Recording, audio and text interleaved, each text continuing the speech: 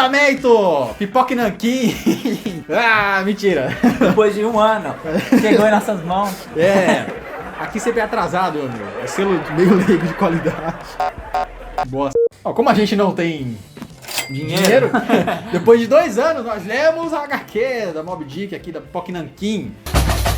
Originalmente escrita na França pelo Chaboté em 2014. Eu sei que faz tempo que a galera, né? Todo mundo já falou. Mas essa é uma reimpressão, hein? E daí? É a terceira versão em quadrinho, quadrinizada do clássico, né? Sim.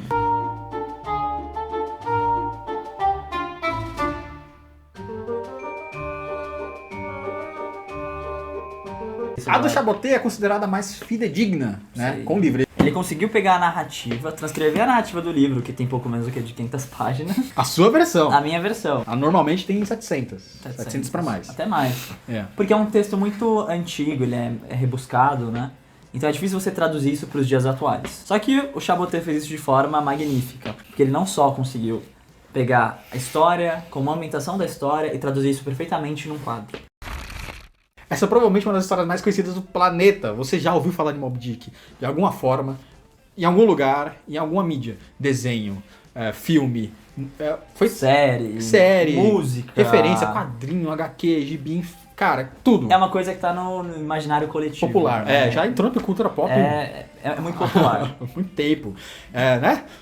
Moby Dick! Você cresceu assistindo Pica-Pau, você conhece Moby Dick. Não da forma ideal, Moby Dick. mas você Baleia conhece. Rosa. Baleia Rosa. Mas, como a gente falou, óbvio. Tem raízes. Você sabe disso, mas enfim, vamos falar aqui, por que não? Da onde saiu Moby Dick? O Moby Dick, na realidade, é uma história real. Não livro, né? Mas a base do livro é uma história real de um náufrago, de um navio baleeiro chamado Essex, em 1823, eu acredito. O que aconteceu? Tem muita gente que acredita que, tipo, o Titanic foi uma história horrível, e realmente foi. A galera ficou presa nos Andes também. Mas a história do navio baleeiro Essex, sem dúvida, foi muito ruim. Não só porque o barco foi atingido por uma baleia, que era imensa, gigantesca, eles acreditavam ter 23 metros por aí. Basicamente o tamanho de um ônibus. Como chama aqueles ônibus que tem uma bolinha no meio? Sanfonado. Imagina você num barco de madeira recebendo um ônibus de 23 metros na sua direção. Pra cima de você. Não é pra qualquer um. Os relatos de época, né, do Patrick Poland, eu acho, ou é o German Poland, é George Poland. Eles diziam que enquanto eles estavam atacando as baleias pra pegar o spermacete, que era o que movia a economia na época, uma baleia imensa, que não parecia ter medo deles, deu a volta e com um ariete atingiu o navio. Pessoas caíram ao mar, o navio afundou. A maioria da tripulação foi morta por tubarões, foi devorada. Na história real, foi a mesma situação do livro, que tava ali um grupo de baleias, tinha essa baleia branca no meio, e em vez dela fugir, ela atacou. Na história real também era? Na história real. Que a história real ela foi romantizada no livro no Coração das Trevas, que virou no Coração do Mar. Isso. Na história original, eles acabaram indo pra uma ilha, conseguiram chegar numa ilha deserta onde não tinha nada. E a tripulação decidiu, ou vocês ficam aqui ou a gente continua no mar, o que vocês decidem? A maioria decidiu ficar na ilha. Essa galera que ficou na ilha foram super afortunados, porque foram salvos depois de um tempinho. Mas as 3 pessoas que decidiram ficar num botezinho, continuar no mar, se fuderam. Porque entre uma delas, eles passaram fome, passaram por insolação, sede, muitas coisas. Tiveram a ideia de tirar no palitinho, quem tirasse o menor palitinho, seria morto e devorado pelos outros. Por coincidência do destino, o cara que propôs isso foi o que tirou o palitinho menor. Quando encontraram os caras, eles estavam acabado, com o osso do cara praticamente branco. Roendo o osso do cara. Roeram o osso do cara, que era a única coisa pra comer. Quando o Herman Melville soube dessa história, que é o autor do Moby Dick, ele resolveu conversar com esse sobrevivente, né? Isso foi em 1851, e ele resolveu adaptar essa história para um livro que ele estava escrevendo, que na época ele chamou de A Baleia. Foi dividido em 3 partes, publicado nessa hora, e depois fizeram uma amálgama disso e lançaram nos Estados Unidos, mas ele não teve esse apelo que teve depois, né? De primeiro o pessoal não achou um livro ruim, a crítica né? não gostou, as pessoas não gostaram. Assim, o livro, de primeiro, ele não foi tão aceito pelo público, ele não foi tão... Por algumas questões bem curiosas. Por exemplo, no livro, ele tenta convencer, com alguns argumentos, interessantes ou não, que, por exemplo, a baleia é um peixe e não um mamífero e tal. Aí tem toda aquela questão do Darwin, né? O pensamento da época, né? Então o livro, o que esse cara tá escrevendo?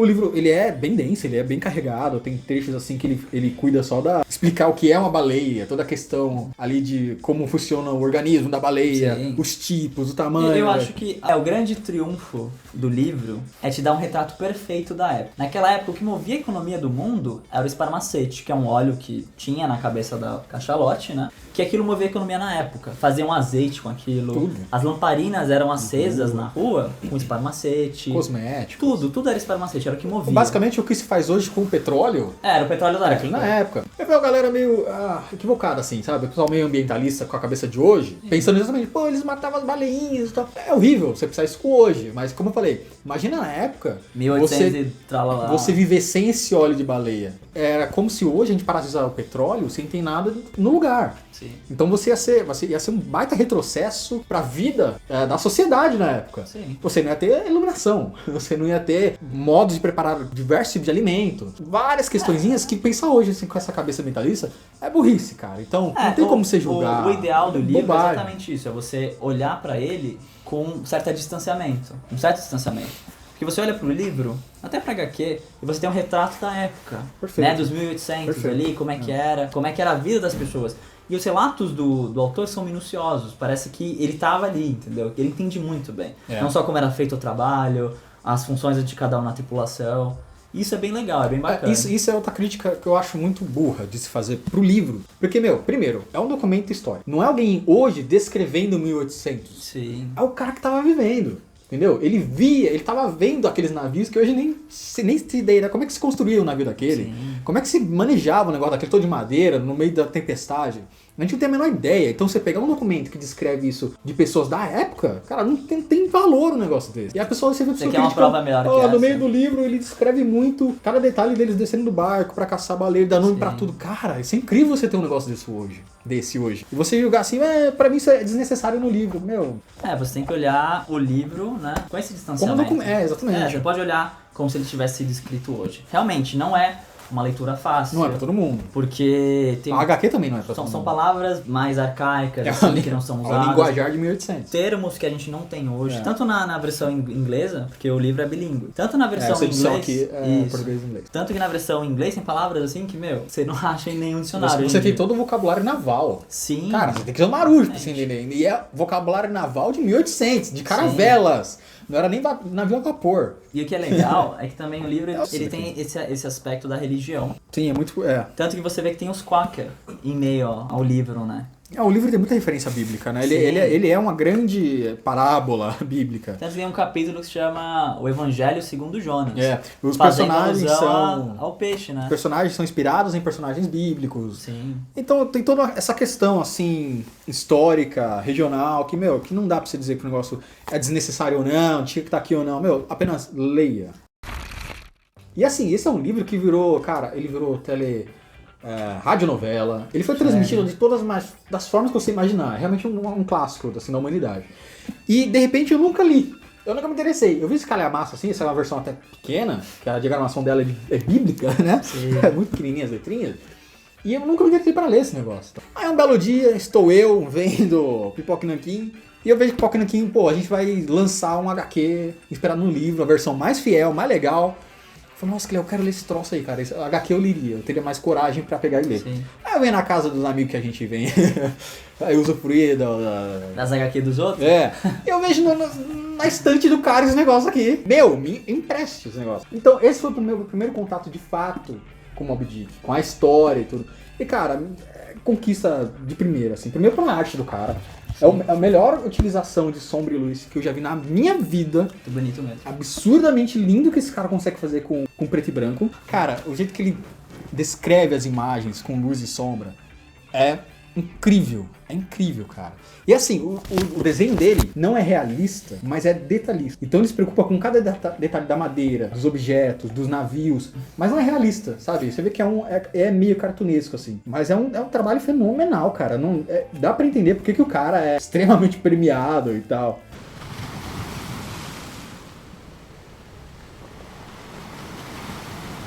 Bom, a gente acompanha a história do Ismael indo trabalhar nesse mercado, né, no navio baleeiro, e a gente vê... Ele nunca trabalhou, né? É o sonho dele, ele quer ir pro mar, Sim. ele quer ir trabalhar no mar. Quer conhecer, quer ver esse tipo de mundo, quer ver essa vida. Essa experiência. A gente tem essa vivência dele, exatamente, explicando como as coisas funcionam, né? É esse personagem que dá a noção de mundo pra gente na história. E o Ismael, ele chega numa estalagem ali, no porto, né, pra passar a noite, ele quer... Arranjar um emprego, Arranjar um emprego, né? Aí ele chega lá, tem uma cena engraçada com o dono da estalagem, ele pede o quarto. Tem um quarto, mas tem outro cara lá que ele é um arpoador. Arpoador? Arpoador. Ele tá lá, só que ele é muito excêntrico, ele sai pra vender cabeças. É muito engraçado, assim. Você fica, mano, que doideira do caramba. Esse cara. E o personagem reage da mesma forma que você, mano, que doideira você tá falando, ele sai pra vender cabeça. É muito legal, assim, você já gosta do cara de primeira, entendeu? Sim. É o melhor personagem do livro, na realidade.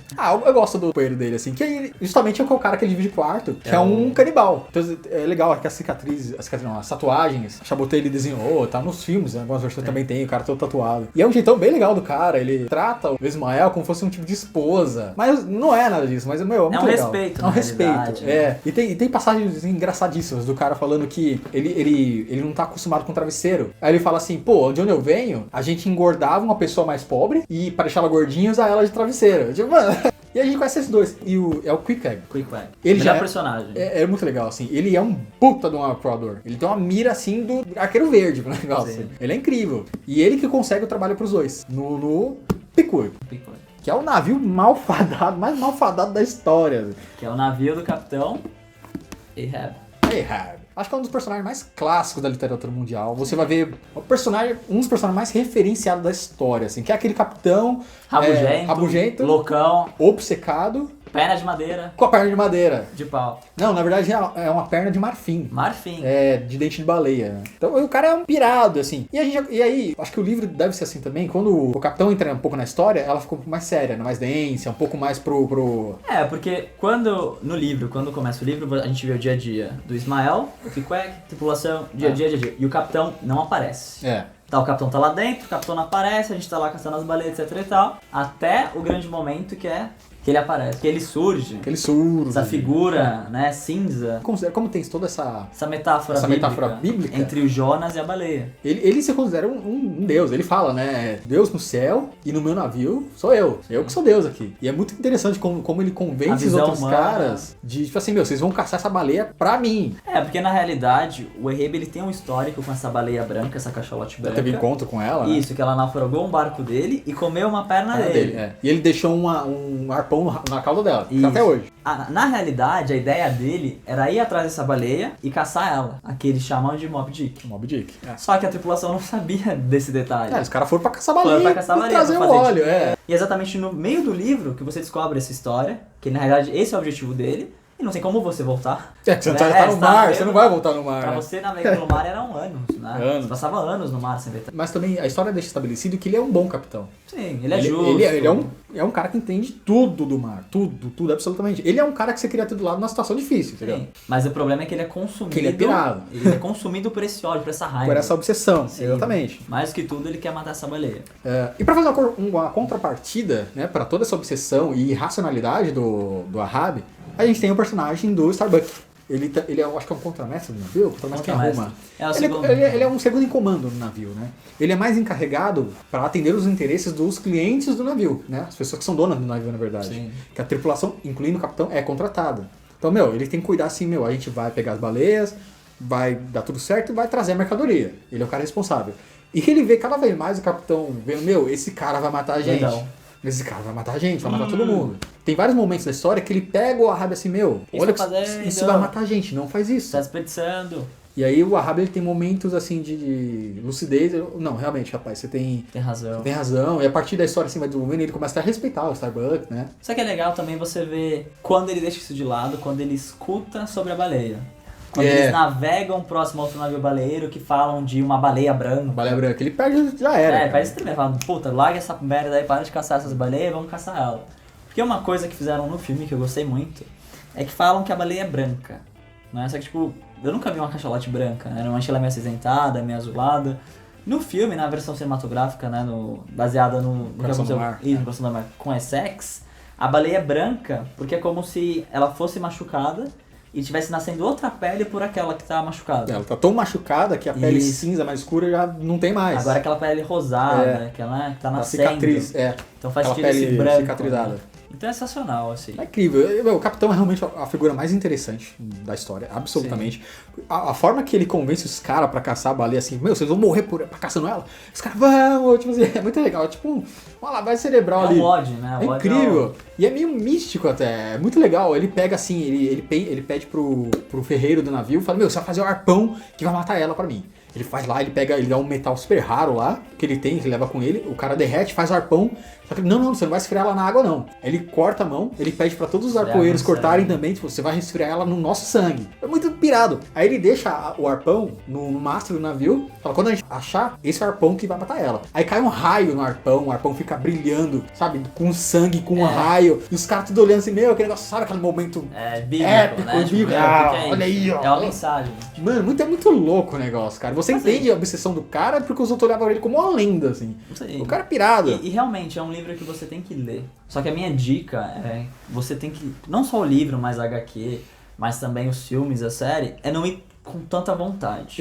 Eu, por exemplo, quando eu li o livro, meu primeiro contato foi com o livro. É porque assim, todo contato que a gente tem com as referências é sempre aquela coisa mais diretona. Tipo mais assim, épico. É o capitão já saindo, se atracando com a baleia. Só que assim, galera, não é assim. Não é. Então, tipo assim, na história, tanto demora pra aparecer o capitão, quanto demora muito mais a baleia. Então... assim, honestamente, eu comprei esse livro achando que a baleia aparecia a cada 5 minutos. Então eu lia, nossa, a baleia, cadê a baleia? Pô, a baleia respirou ali, pô, Moby Dick, não era? Então, pra minha frustração, porque afetou a sua leitura, assim? Você desgostou do livro por causa disso? Não desgostei, mas assim, quando eu li a primeira vez, eu li com essa sede de ver a Moby Dick, que me frustrou descobrir que ela só aparece nas últimas páginas. Não sei, porque assim, a impressão que eu tive, por exemplo, com a HQ, eu gostei dela ser tão tratada como um mito.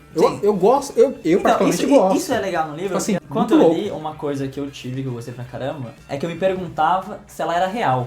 Tem essa, tem essa também. Em diversos momentos, você vê o Wahab procurando a baleia, e você vendo baleias imensas e tal, e ele fala, não é essa. E a galera fala assim, mas vamos essa baleia? Vamos matar essa baleia? Ele, não, vamos matar ela.